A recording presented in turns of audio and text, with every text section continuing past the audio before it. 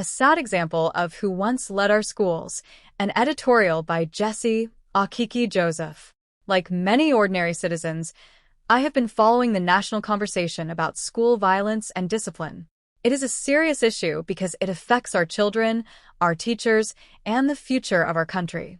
At a time when we should be discussing solutions calmly and respectfully, the recent response by former Education Minister Dr. Nyan Gadsby to the Prime Minister's comments was shocking and deeply disappointing.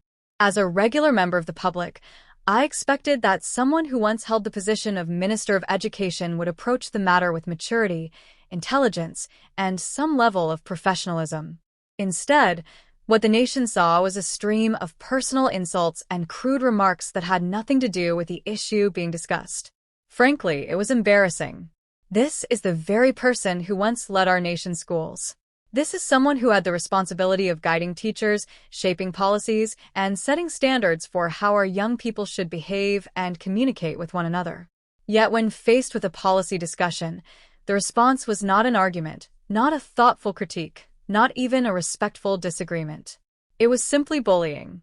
For many citizens watching this unfold, it raised a troubling question. If this is the level of discourse coming from a former education minister, what example does that set for the students and teachers she once oversaw?